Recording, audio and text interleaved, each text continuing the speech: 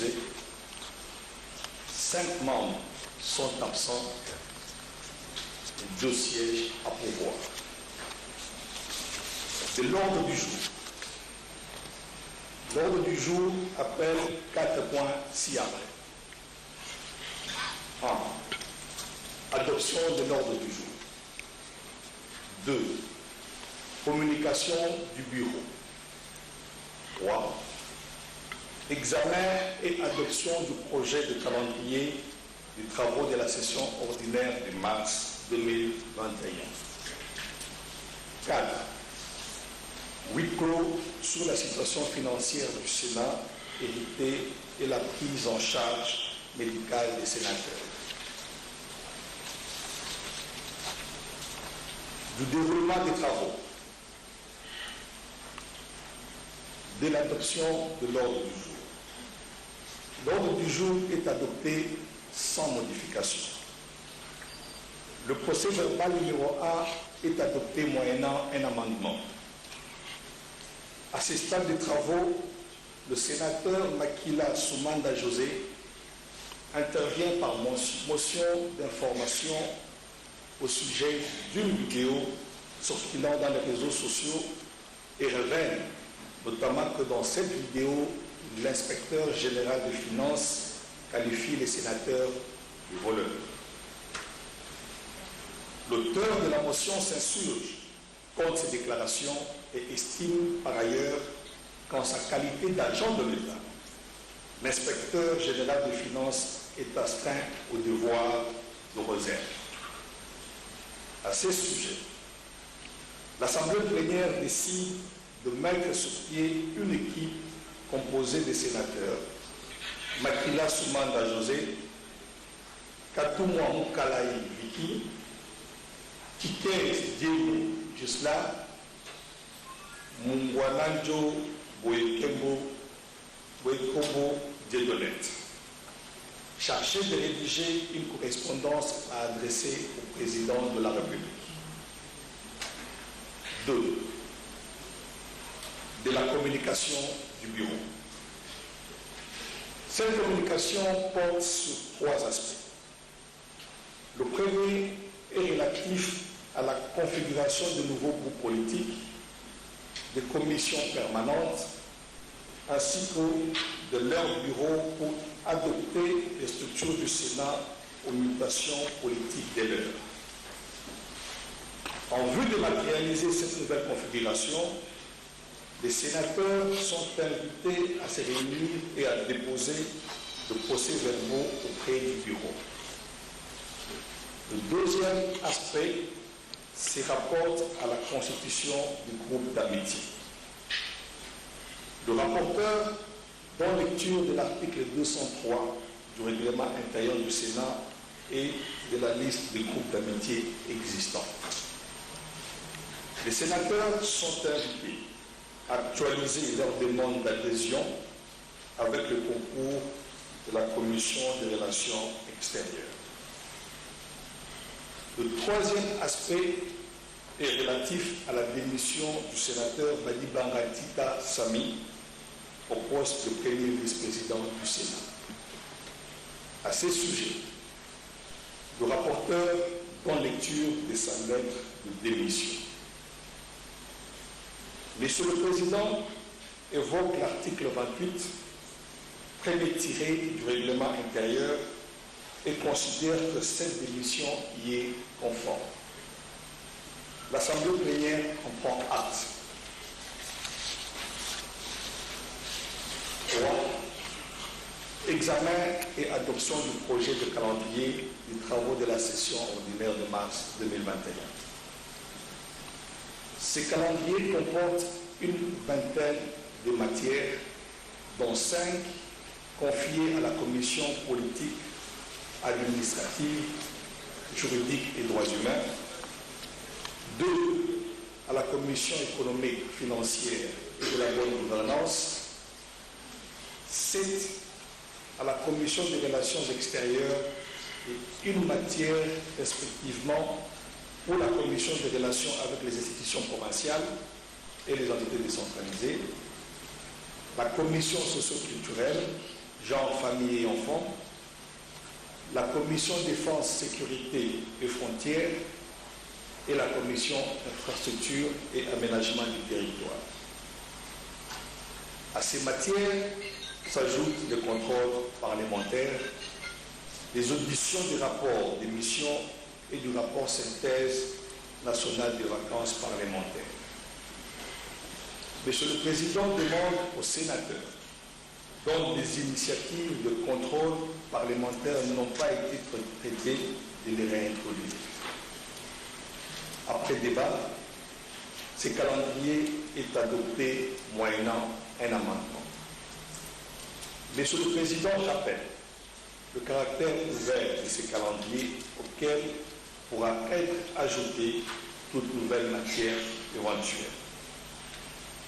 Après l'adoption de ce calendrier, Monsieur le Président déclare en huis clos avec comme matière la situation financière héritée de l'ancien bureau, la prise en charge médicale des sénateurs ainsi que la situation du patrimoine du Sénat. Sur ce, il suspend la séance publique. Il est 15h40, fait à Kinshasa le 29 mars 2021. Merci, honorable rapporteur. Chers collègues sénateurs, vous venez de suivre la lecture du procès verbal numéro 2. Je demande aux collègues sénateurs qui auraient des observations de les transmettre par écrit dans les 48 heures auprès du rapporteur. Nous allons donc sous réserve d'observation. Oui, collègue Moïse Kanga. Merci, Président, pour la parole. Je voulais juste, au lieu qu'on prenne le temps pour encore écrire, dire au rapporteur qu'on n'a pas présenté la situation financière. C'était la situation de dette héritée. On ne nous a pas présenté une situation financière. Donc, il est important de corriger dès maintenant. Merci. D'accord. Renvoyez votre observation par écrit au rapporteur. Merci beaucoup. Nous allons donc, sous réserve d'observation éventuelle, adopter ce procès verbal. Veuillez le manifester. Qui sont pour? Ceux qui sont contre? Ceux qui s'abstiennent? Le procès verbal numéro 2 est adopté. À présent, nous allons aborder le point relatif à la loi autorisant la ratification par la République démocratique du Congo de l'accord portant création de la zone de libre-échange continentale africaine. Chers collègues sénateurs, je rappelle que ce projet de loi a été voté par l'Assemblée nationale et transmis à notre Chambre. Il figurait à l'ordre du jour de la session extraordinaire de février 2021. Il vous a été distribué comme document législatif numéro 33-59. Il est inscrit au calendrier des travaux de la présente session. S'agissant d'un texte déjà voté par l'Assemblée nationale, nous allons l'examiner conformément aux dispositions de l'article 127, alinéa 3 de notre règlement intérieur. À cet effet, votre bureau a invité le ministre Jean-Lucien Boussatomba, ministre du Commerce extérieur, qui sera accompagné de son collègue en charge des relations avec le Parlement. Je demande au service du protocole de les introduire au sein de l'hémicycle.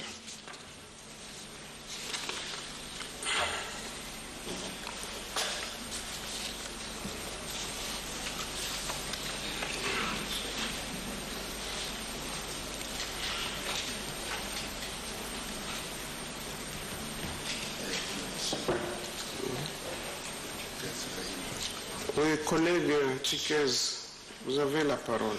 Merci, Monsieur le Président, pour la parole.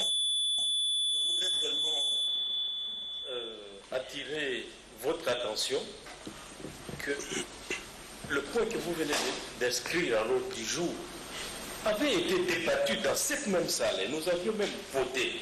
La question que je me pose, revenons-nous sur nos votes, ce qui aura des répercussions peut-être plus tard, où nous devons entériner ce vote-là que nous avons fait. Donc la confusion qui revient à moi, c'est de dire pourquoi revenir sur un point que nous avions déjà débattu et voté même en cette plénière. Je me rappelle, pour votre mémoire, préalable, il y avait un mot, préalable.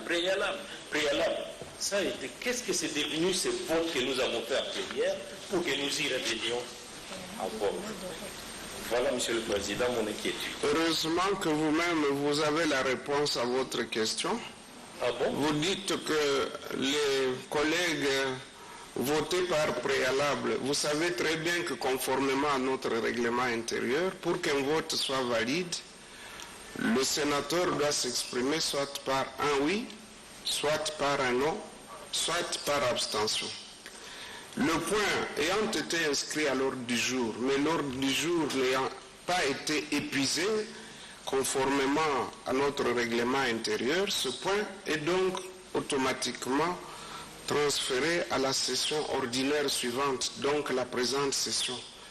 Donc c'est pour cette raison que nous nous saisissons de ce point pour le vider définitivement. Voilà la réponse que je peux vous donner à votre préoccupation. Faites entrer les ministres, s'il vous plaît. Nous saluons la présence parmi nous du ministre du Commerce extérieur, Jean-Lucien Boussatomba, et de son collègue Deonkoussou, qui est en charge des relations avec le Parlement. Sans plus tarder, j'accorde la parole au ministre du Commerce extérieur pour un exposé sur le projet de loi relatif à l'accord portant création de la zone de libre-échange continentale africaine. Monsieur le ministre, vous avez la parole.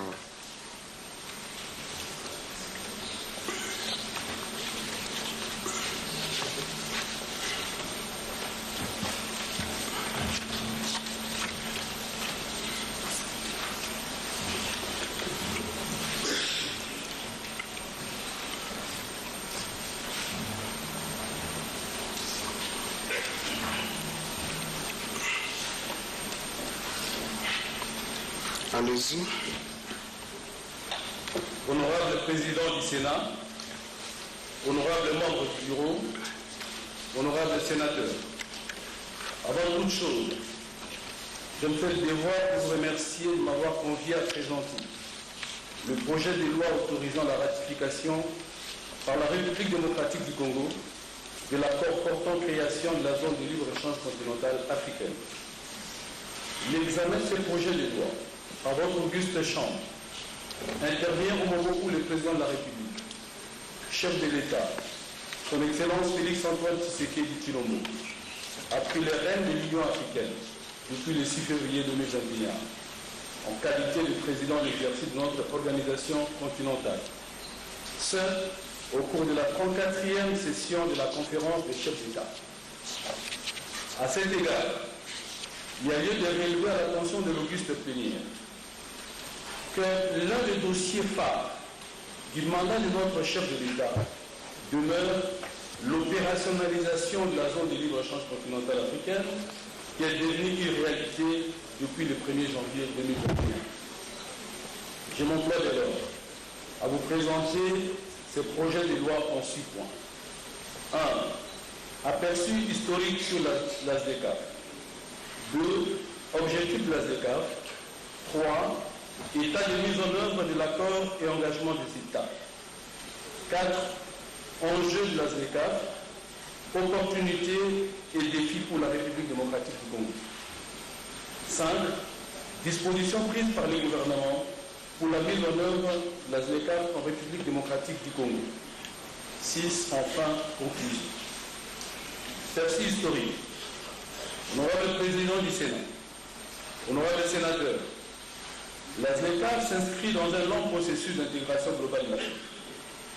Lancé par les pères des indépendances africaines au début des années 60, inspiré de l'idéologie du panafricanisme, ce processus d'intégration a pris forme avec la création de l'Organisation de l'Unité africaine en 1963, une entité politique supranationale censée regrouper les pays africains autour d'un idéal commun sur le plan politique, mais également économique, après les avoir libérés du joug colonial. Au milieu des années 70, l'OIA a mis en place des communautés économiques régionales, CROC, censées créer une synergie entre les économies de leurs pays membres dans le but de mettre en place un marché unique africain par la fusion ultérieure des communautés économiques régionales. À cet effet, elle adoptera le 3 juin 1991 le traité d'Abuja, devant servir de document juridique à la réalisation de ces marchés. Entré en vigueur en 1994, ce traité a pour principal objectif, au terme de son article 4, de promouvoir et de renforcer la coopération entre les en vue de la mise en place progressive de la communauté économique africaine. En 2002, l'OIA se transforme en Union africaine, avec pour objectif principal l'intégration économique de l'Afrique, à l'instar de l'Europe. La création d'une zone de libre-échange continentale africaine a été également impulsée par la décision prise en juin 2011 par les chefs d'État et de gouvernement des États membres du marché commun de l'Afrique orientale et australe, COMESA, et de la communauté d'Afrique de l'Est, EAC, ainsi que de la communauté du développement de l'Afrique australe, SADC, en sigle, en vue d'établir, à partir de 2014, une zone de libre-échange tripartite qui englobera les 27 États membres de ces trois communautés économiques régionales, soit près de la moitié des pays membres de l'Union africaine. C'est en 2012, lors de la 18e session ordinaire de l'Assemblée générale de l'Union africaine, ayant pour thème l'intensification du commerce intra-africain, qu'est venue l'idée de stimuler le commerce intra-africain et d'accélérer le processus de mise en place d'une zone de libre-échange globale sans altérer les acquis des communautés économiques régionales. Depuis 2012, l'Union africaine s'est placée dans la dynamique de création d'une zone de libre-échange continentale africaine. Cette zone de libre-échange continentale fait donc partie intégrante de son agenda 2063. L'agenda 2063 est un plan d'action et vision globale de 50 ans visant à bâtir une Afrique prospère, unie et pacifique. Elle a été énoncée en 2013 lors du 20e sommet de l'Union africaine marquant le 50e anniversaire de la création de l'OUA et adoptée en 2015 lors de la 24e sommet ordinaire, sommet ordinaire. La ZLECA fait donc l'un des projets phares de l'agenda 2063 de l'Union africaine. De 2016 à 2017, qui sont été successivement suivis de réunions de groupes de travail technique, du forum de négociation des hauts fonctionnaires du commerce et des ministres du commerce de l'Union africaine. Adopté et ouvert à la signature depuis le 21 mars 2018 à Kigali, au Rwanda, l'accord portant création de la zone de libre-échange continentale africaine avait enregistré au départ 44 signatures des États membres de l'Union africaine, en s'est compris la République démocratique du Congo. Il a été signé en même temps avec 3 protocoles respectivement relatifs au commerce des marchandises, au commerce des services, ainsi qu'aux règles et procédures de règlement des différends. Le chiffre des 44 États, record dans les annales de l'architecture juridique de l'Union africaine, est passé une année après à 54 signataires. Les objectifs de la ZLECA sont fixés par les dispositions de l'article 3 et 4 de l'accord portant sa création. Honorables sénateurs, au terme de ces dispositions, on distingue les objectifs généraux d'une part et les objectifs spécifiques d'autre part. Dans ces objectifs généraux, la ZLECA vise à créer un marché unique pour les marchandises et les services facilités par la circulation des personnes afin d'approfondir l'intégration économique du continent africain et ce, conformément à la vision panafricaine d'une Afrique intégrée prospère et pacifique tel qu'énoncé dans l'agenda 2063.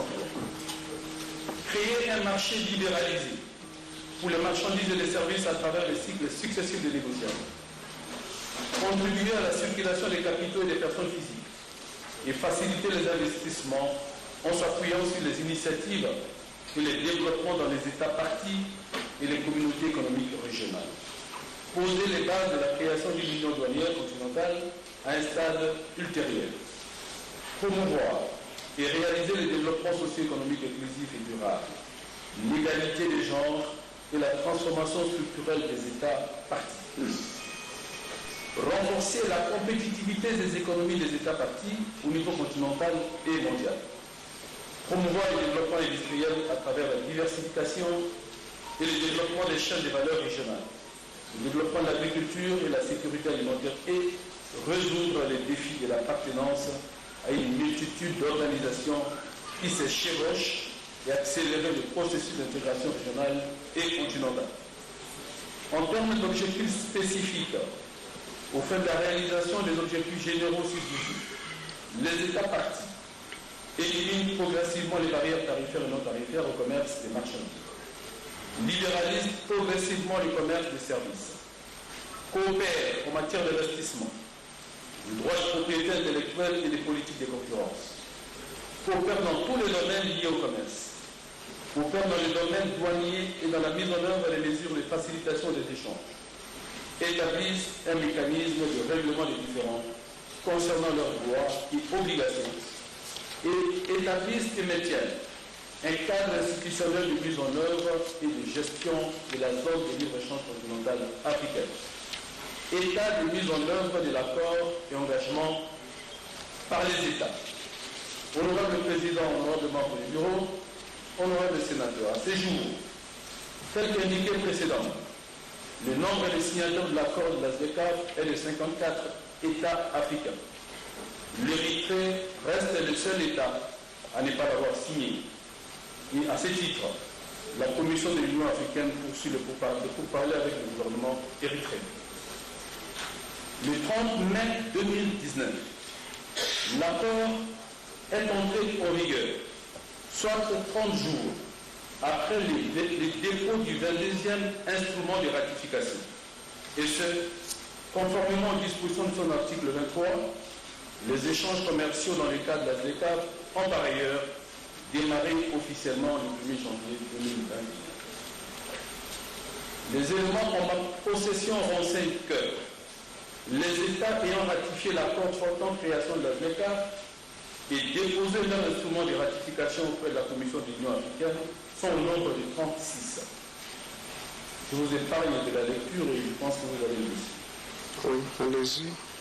Les États ayant soumis leur liste de concessions tarifaires sont au nombre de 40, on s'est compris la République démocratique du Congo. Passé. Les États ayant soumis leur offre initiale sur le commerce de services sont au nombre de 34, on s'est compris la République démocratique du Congo. Passé. Quelques États ont débuté les échanges dans le cadre de la zone de libre-échange continentale africaine. Il en est ainsi, par exemple, du Ghana, de la Guinée, de l'Égypte, le Kenya et l'Afrique du Sud, par ailleurs, sont en train de finaliser les préparatifs à cette lutte. Il se dégage donc qu'en attendant la ratification, la République démocratique du Congo est en ordre en ce qui concerne la soumission des listes des concessions tarifaires et les offres initiales sur le commerce des services. Enjeu de la ZLECAf, opportunités et défis pour la RDC, on va aussi indiquer les contraintes. Honorable Président du Sénat, honorable membre du Bureau, honorable sénateur, il convient de relever avant tout que le commerce intra-africain dans sa configuration actuelle est un vrai paradoxe. D'un côté, avec 30 millions de kilomètres carrés, le continent détient l'une des superficies les plus étendues de la planète. Sur le plan démographique, il représente 16% de la population mondiale. De l'autre côté, la part de l'Afrique dans le commerce mondial est de 2,7% en 2019, avec un commerce intérieur fortement fragmenté. Il reste un grand pourvoyeur de matières premières pour les pays industrialisés et autres pays émergents. Il subit régulièrement les variations de prix des matières premières. Les exportations du continent sont également à faible valeur ajoutée. En plus des produits de première nécessité que l'Afrique importe en abondance, sa structure d'importation fait une part belle aux produits manufacturés et d'équipements qu'elle produit en faible quantité. La ZLECAf ambitionne de faire de l'Afrique l'un des plus grands marchés communs du monde, avec comme objectif la réduction des barrières douanières, la promotion des échanges intra-africains et l'amélioration de sa balance commerciale.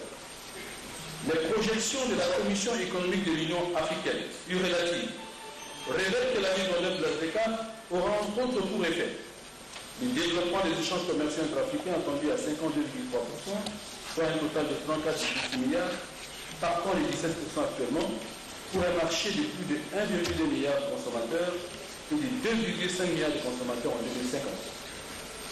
La transformation structurelle et industrielle de l'Afrique, ainsi que la création des chaînes de valeur régionales et continentales voire mondiales, la réduction considérable des barrières tarifaires et la suppression de barrières non tarifaires résultant de la pluralité des communautés économiques régionales et la facilitation des échanges qui en découlent et qui consacrent l'élargissement des marchés pour les commerces de marchandises et services avec externalités positives.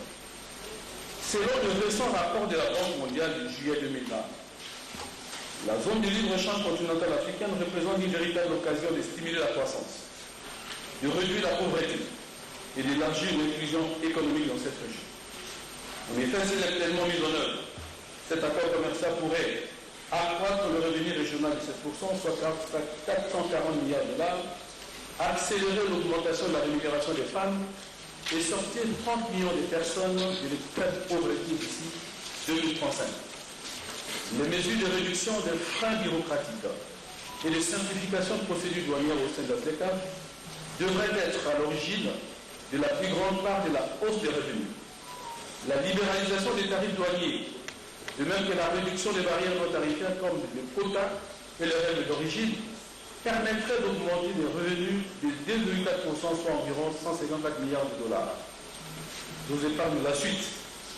Le même rapport de la Banque mondiale précise également que la ZLECAf pourrait permettre de réorganiser les marchés et les économies de la région, entraînant la création de nouvelles industries et l'expansion des secteurs clés. Les gains économiques d'ensemble seraient variables, le plus important bénéficiant aux pays qui auront mis en place des politiques économiques idoines. Ces externalités positives seraient favorables avec une augmentation de 14% des revenus pour les pays concernés.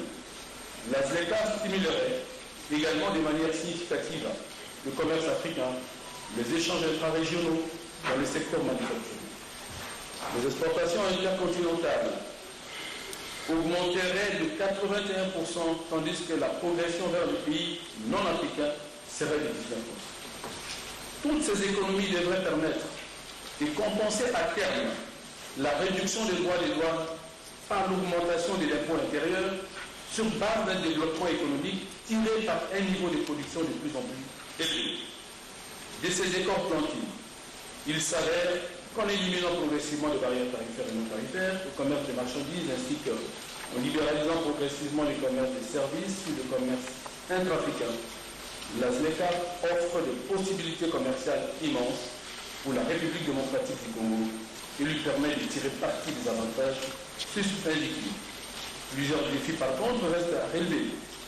Il y a lieu de citer quelques-uns: la diversification de notre économie, la construction d'infrastructures de base, l'amélioration de l'offre énergétique, la mise en place d'une fiscalité incitative, le développement des systèmes financiers attractifs, l'amélioration du climat des affaires, la pacification du pays. Dispositions prises par le gouvernement pour la mise en œuvre de la ZLECAf en RDC. Honorable Président, honorable membre du bureau, honorable sénateur, en perspective des échanges commerciaux dans le cadre de la ZLECAf, un certain nombre de dispositions prises par le gouvernement de la République démocratique du Congo balisent la voie pour que la RDC, le secteur privé y compris, tire profit de la mise en œuvre de ces marchés. Parmi les dispositions prises qui ont un impact direct ou indirect sur la mise en œuvre de la ZLECAf, il y a lieu de relever entre autres l'exclusion de certaines lignes tarifaires des échanges commerciaux dans le cadre de la ZLECAf, lesquels représentent, après transposition au système harmonisé 2017, 185 lignes tarifaires. En effet, il s'agit notamment des bas, on peut citer quelques produits barres de fer cuivre, etc., la Lituanie.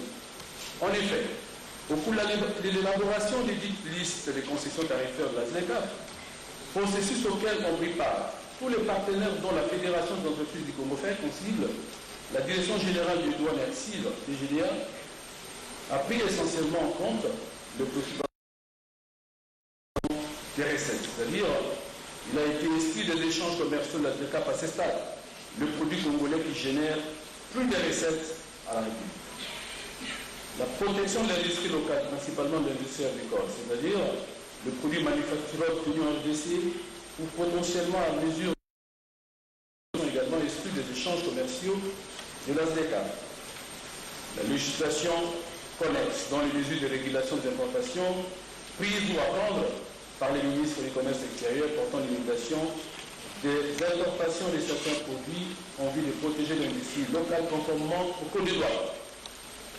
Le traitement spécial et différencié, négocié et conclu en faveur de la République démocratique du Congo et autres pays moins avancés, de procéder à une libéralisation progressive des lignes tarifaires concernées dans les 10 ans et pour les lignes tarifaires représentant les produits sensibles dans les 13 ans, avec 5 ans de période de grâce. De la sorte, partant des 6160 lignes tarifaires ou produits faisant l'objet du commerce extérieur en RDC, après transposition en SH, système harmonisé 2017, les listes des concessions tarifaires de la RDC élaborées par la DGDA, en collaboration avec le ministère du Commerce et la Fédération des entreprises du Congo, et soumises dans les cadres de la ZLECA sont réparties comme suit. 5544 lignes tarifaires à libéraliser progressivement dans 10 ans.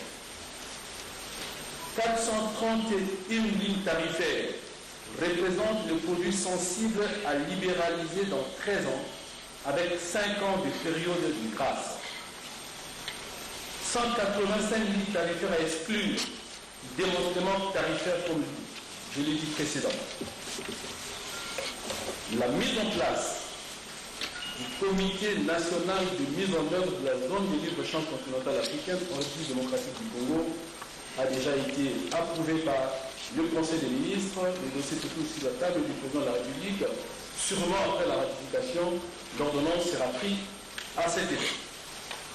L'élaboration de l'étude diagnostique sur l'intégration du commerce en République démocratique du Congo a déjà été faite. La mise en place, à l'issue d'un appel d'offres international d'une équipe de 4 consultants de CAF, dont 3 Congolais, pour élaborer la stratégie nationale de mise en œuvre de la ZLECA en République démocratique du Congo. La création de l'Agence nationale de promotion d'exportation par le décret numéro 20-003 du 5 mars 2020 portant création, organisation et fonctionnement de l'Agence nationale de promotion d'exportation. Les objectifs poursuivis par la NAPEC sont notamment l'amélioration du pilotage de la politique des exportations, la participation active à l'intégration régionale, le renforcement de l'offre et de la compétitivité des produits congolais d'exportation, l'acquisition d'une meilleure maîtrise de la demande extérieure, le bénéfice maximal de la globalisation dans ces 3 dimensions, échanges commerciaux, mouvements de capitaux et investissements directs et étrangers. L'élaboration du projet de tarif douanier démantelé de la ZLECA. À ma diligence par la lettre écrite, le projet du tarif douanier démantelé de la ZLECA sous les systèmes harmonisés venait d'être élaboré par la DGDA. Ce projet, après examen par la commission tarifaire, sera soumis à l'approbation du gouvernement de la République, puis transmis au Parlement pour l'examen du projet de loi relatif. Par ailleurs, le gouvernement a pris une série de mesures de mise en œuvre des politiques économiques au niveau sectoriel et ont entrepris des actions en vue de donner des réponses structurelles nécessaires à la relance du pays, ce qui permettra de booster l'économie et positionner la RDC comme acteur majeur dans le processus d'intégration économique de la ville. Avec l'autorisation du président, puisque les honorables sénateurs ont les dossiers, je puis passer ces chapitres où je suis en train d'énumérer quelques mesures prises par les gouvernements à cet effet. Oui, passez à la conclusion. Merci, honorable président.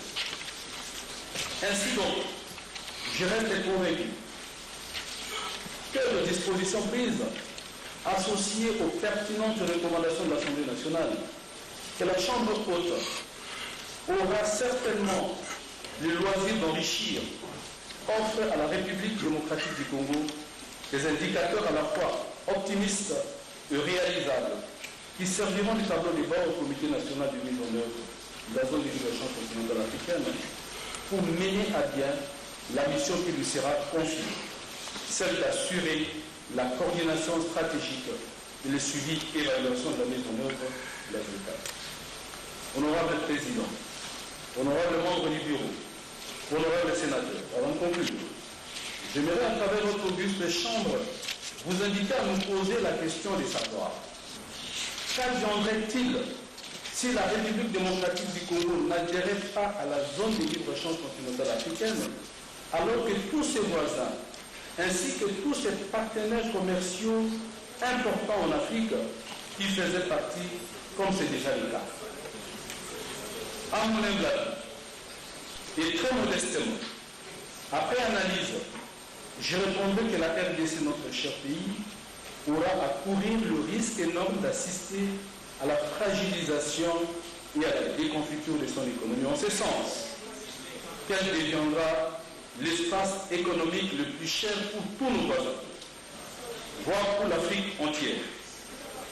De même, le pays passera à côté des opportunités de croissance économique qui découleront à coup sûr des stratégies africaines d'industrialisation et du développement du commerce intra-africain. Lorsque tous les voisins de la RDC ainsi que ses principaux partenaires commerciaux africains échangent entre eux sans payer les droits des douanes, je dirais mieux sans droits des douanes et sans obstacles non tarifaires, ils auront la possibilité d'acquérir par exemple les équipements de production et les matières premières dont ils auront besoin à moindre coût, avec des effets bénéfiques sur le prix intérieur à la baisse, se traduisant par l'accroissement de l'activité économique interne et l'amélioration du bien-être de leur population.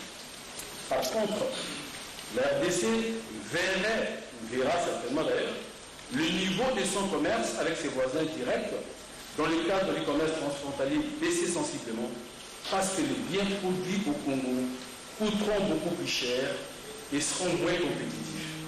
Et ceci aura pour conséquence majeure la diminution de son commerce et de sa production intérieure, la baisse de son revenu national, la baisse de ses recettes douanières et fiscales, et enfin la détérioration du bien-être de la population. Les éléments précités invitent à considérer que l'adhésion de la RDC à la ZLECAf impose au pays des politiques économiques ambitieuses et cohérentes, ainsi qu'une détermination dans la mise en œuvre des réformes nécessaires en vue de diversifier son économie, la rendre compétitive dans la perspective de tirer davantage profit de l'ouverture au marché africain. C'est autant dire que la République démocratique du Congo a plus à perdre qu'à gagner en étant en dehors de la ZLECAf. Honorable Président, honorable membre du bureau, honorable sénateur, la zone de libre-échange continentale devra donc être considérée plus comme une opportunité aujourd'hui à saisir et à exploiter de manière optimale au niveau de tous les acteurs, aussi bien du secteur public que du secteur privé. C'est aussi l'occasion de relever les défis qui s'imposent à notre économie que nous devons transformer en opportunité en vue d'engranger des dividendes certains en matière de développement économique et social. Sur ce, je vous prie, honorable Président du Sénat, honorable membre du bureau, honorable sénateur, d'adopter le projet de loi autorisant la ratification par la RDC de la ZLECAf que je soumets à l'attention de votre auguste chambre de seconde lecture. En dehors d'exposer les motifs, ce projet de loi comprend 2 articles. Son article premier porte sur l'autorisation de ratification par la RDC de l'accord portant création de la ZLECAf, conformément à l'article 214 de la Constitution. Son article 2 traite de l'échéance de sa promulgation. Je vous remercie. Merci, Monsieur le Ministre. Chers collègues sénateurs, vous venez de suivre l'exposé du ministre du Commerce sur le projet de loi sous examen. Je rappelle que nous avons requis sa présence conformément aux dispositions de l'article 127 du règlement intérieur évoqué tout à l'heure pour un éclairage supplémentaire. Si malgré son exposé, il y a des collègues qui ont des préoccupations, la parole va leur être accordée. Que ceux qui veulent intervenir se fassent inscrire. Mutombo, Imana, je suis en train de venir. Batumoko, Fikiri, Luando, Mabaya, Chiken. Je reprends la liste pour m'assurer que je n'en ai omis aucun nom.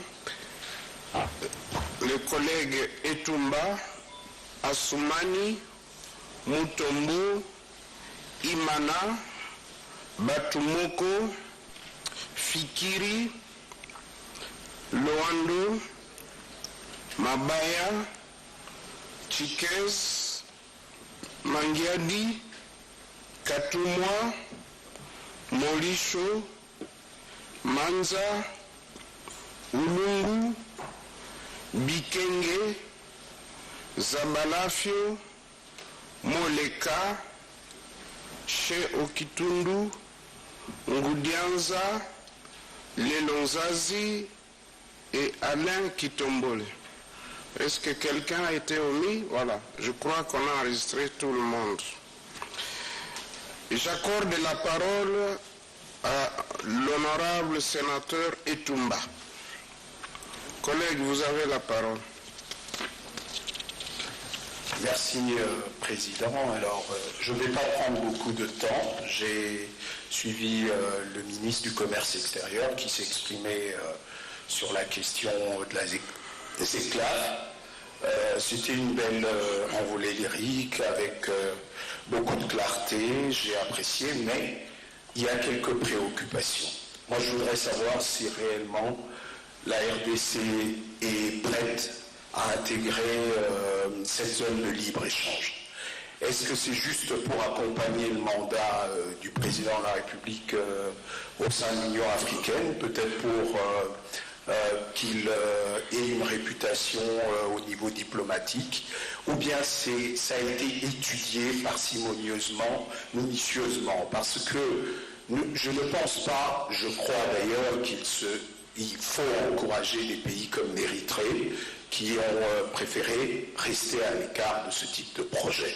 Ce n'est pas de l'autarcie que nous sommes en train de favoriser, d'appuyer, ou encore du protectionnisme, certainement pas. Le Congo est un pays qui est intégré dans plusieurs secteurs de coopération régionale, économique, politique et même diplomatique. Donc la question ne se pose pas à ce niveau-là. Moi, je voudrais savoir, est-ce que réellement on a fait une étude sur la question? Quelle est l'autonomie stratégique de la RDC en matière économique et commerciale pour avoir quand même une indépendance sur ce type de questions? Parce que c'est assez risqué. On ne peut pas, pour des raisons tout simplement de bonne figure, intégrer des projets qui ne nous serviront pratiquement à rien. La RDC est un pays aujourd'hui qui connaît beaucoup de problèmes, même en termes de conflits armés à l'Est, avec des problématiques liées à l'exploitation illégale des ressources naturelles. Est-ce que nous avons pensé à tout ça? Est-ce que ça ne va pas davantage nous enfoncer sur la question? Donc, moi, je voudrais bien connaître l'autonomie stratégique de la RDC sur cette question-là, parce qu'il faudrait que nous mettions plus en exergue notre souveraineté économique, qui passe bien entendu par l'indépendance économique, et que d'éviter de s'intégrer dans des projets pareils, juste pour raison de mouvance et des raisons de faire plaisir à certains de nos collègues ou compatriotes qui sont dans le continent. Je vous remercie. Merci, collègue. Collègue Assoumani, vous avez la parole.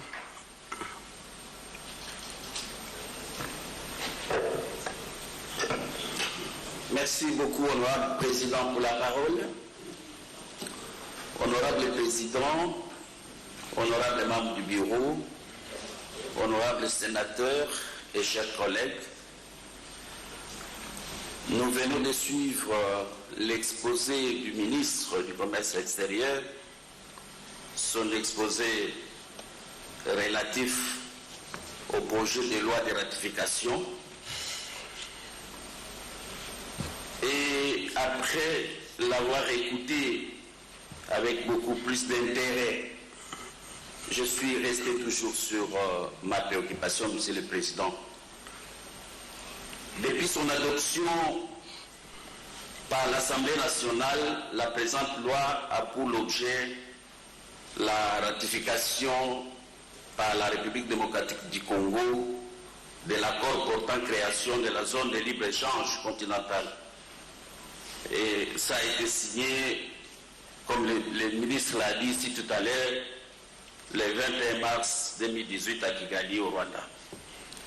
Dans son exposé de motifs, le gouvernement congolais est appelé à ratifier cet accord pour en tirer le maximum de profit en développant une économie nationale compétitive et apte à capter les opportunités qu'offre ce vaste marché africain. À notre avis, Monsieur le Président, il faudrait d'abord procéder à plusieurs réformes économiques et qu'une ratification rapide aurait des conséquences lourdes pour l'économie nationale. En autorisant la ratification par le gouvernement de l'adhésion de la RDC à cette zone, nous signons de façon implicite, Monsieur le Président, la fin de l'entrepreneuriat congolais. Nous avons des pays qui sont voisins du Congo avec des structures économiques solides, avec des structures économiques claires, des expériences dans l'intégration régionale qui datent de plus de 20 ans. Je vais vous citer quelques pays. Ce sont le Rwanda, l'Ouganda, la Tanzanie, le Kenya et j'en passe. Quand vous ouvrez des frontières, ils vont prendre l'Est du Congo comme un marché.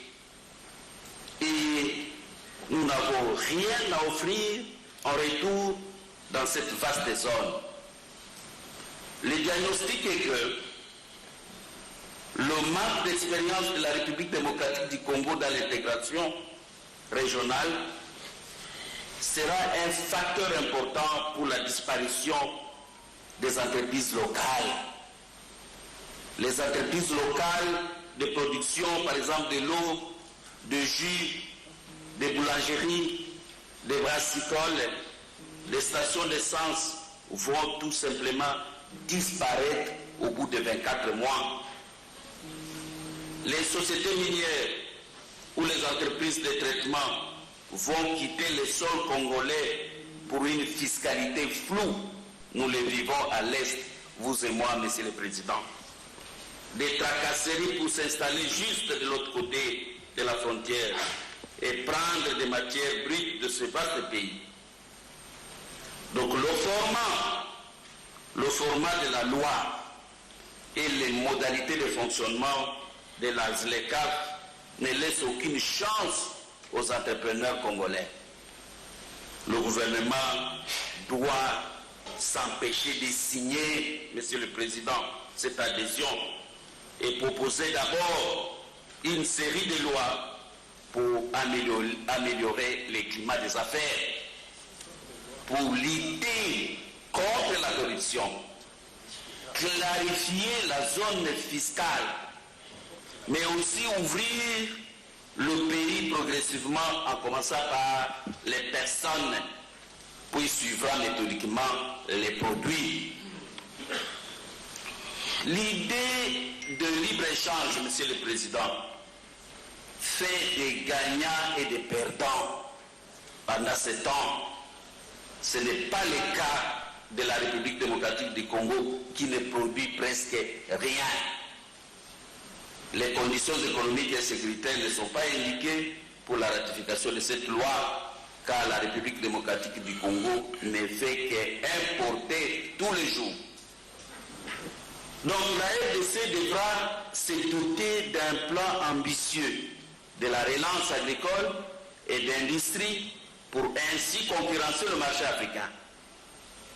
Donc, honorable président, l'entrée en vigueur peut être conditionnée ou programmée dans une dizaine d'années, le temps de construire des infrastructures routières, pouvoir relier l'Est à l'Ouest, pouvoir relier le Nord au Sud, et surtout, j'insiste, terminer le port en eau profonde des bananes. J'ai dit. Merci beaucoup. J'accorde la parole au collègue Mutombo et que le collègue Imana se prépare. Merci, honorable président. Il faudrait, d'entrée de jeu, féliciter monsieur le ministre du Commerce extérieur pour son exposé aussi clair que lucide.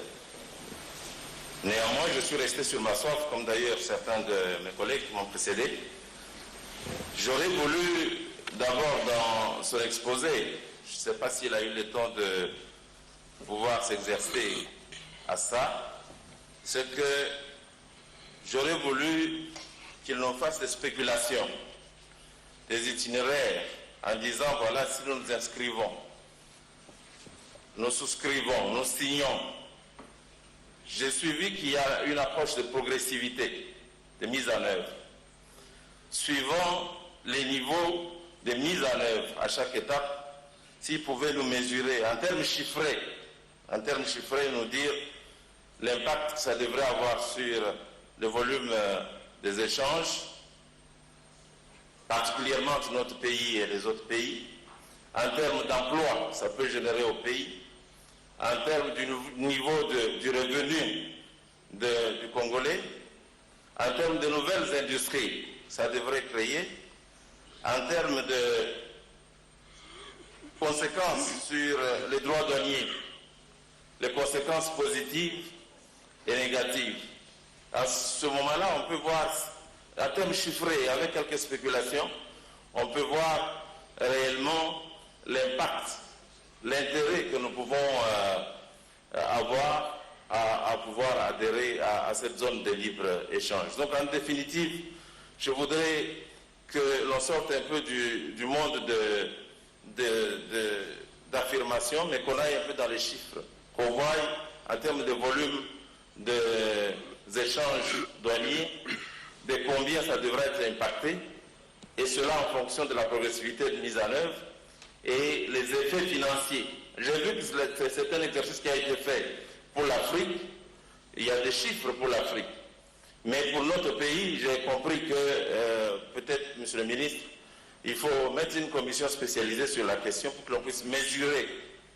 Et au fur et à mesure de la mise en œuvre, on pourra évaluer si les prévisions et surtout les évaluations prévisionnelles fonctionnent ou ne fonctionnent pas. Donc je voudrais vraiment qu'on rentre dans les chiffres, s'ils peuvent nous aider à comprendre l'impact que ça devra avoir au fur et à mesure de la mise en œuvre de ce projet.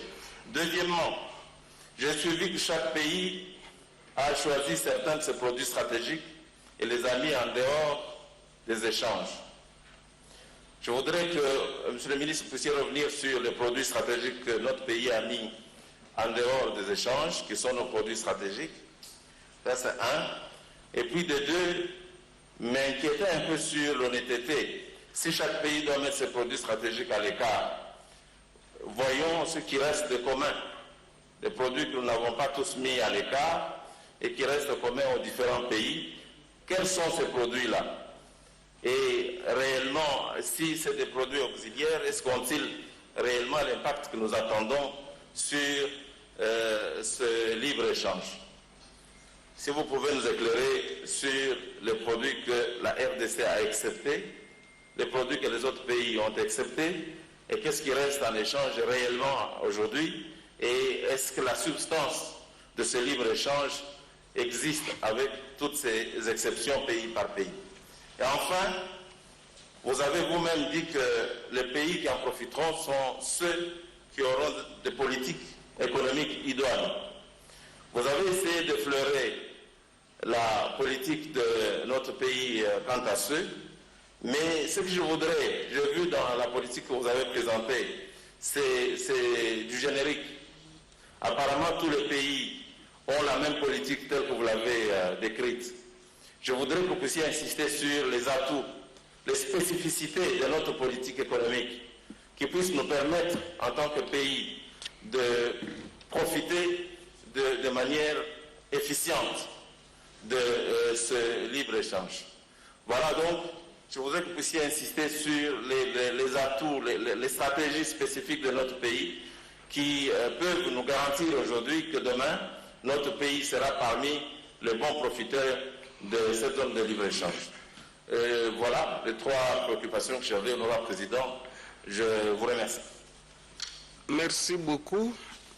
Je vous signale que ce sont des centaines, ce n'est pas des milliers de produits, hein. Mais le ministre vous répondra. Le collègue Imana, vous avez la parole. Il sera suivi du collègue Batumoko. Merci, honorable président.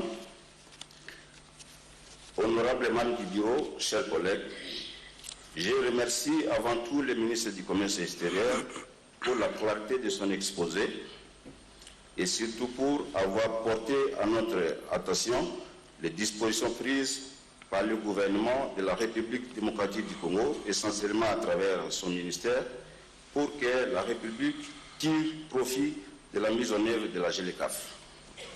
À la lumière de ces éléments qui me semblent objectivement appréciables, je suis d'avis, honorable président, honorable membre du bureau, chers collègues, qu'il sera bénéfique pour la République démocratique du Congo de ratifier l'accord en examen. À cela ne tienne, à l'instar d'autres collègues, j'aimerais soulever des préoccupations que je considère majeures. Premièrement, la RDC appartient à plusieurs organisations régionales et sous-régionales, à la fois CEAC, SADC, COMESA, CPGL, etc. Ces organisations visent déjà l'intégration économique et la libre circulation des personnes. Le ministre du Commerce extérieur peut-il nous dire comment cette appartenance à plusieurs organisations régionales et sous-régionales peut-elle alors aller de pair ou ensemble avec la GLECAF une fois l'accord ratifié? Deuxièmement, il est à noter que le besoin en infrastructure en Afrique fait l'objet d'un large consensus. Mais la question du financement de ces infrastructures ne me semble pas toujours résolue. Le ministre du Commerce extérieur, ici présent, ne pense-t-il pas que cela pourrait mettre en mal la mise en œuvre de la GLECAF, particulièrement la République démocratique du Congo? J'ai dit, Monsieur le Président. Merci, collègue Imana. Maintenant, la parole est au collègue Batumoko et que le collègue Fikiri se prépare.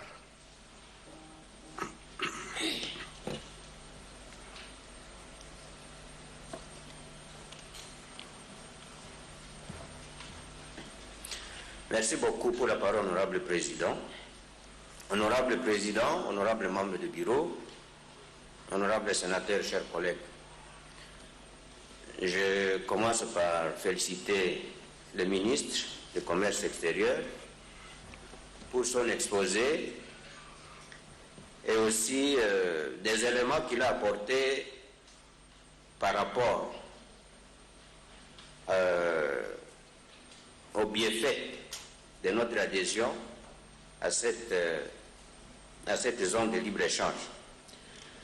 Honorable président, j'allais dire sans objet parce qu'il y a eu beaucoup d'éléments que les collègues qui m'ont précédé aux données par rapport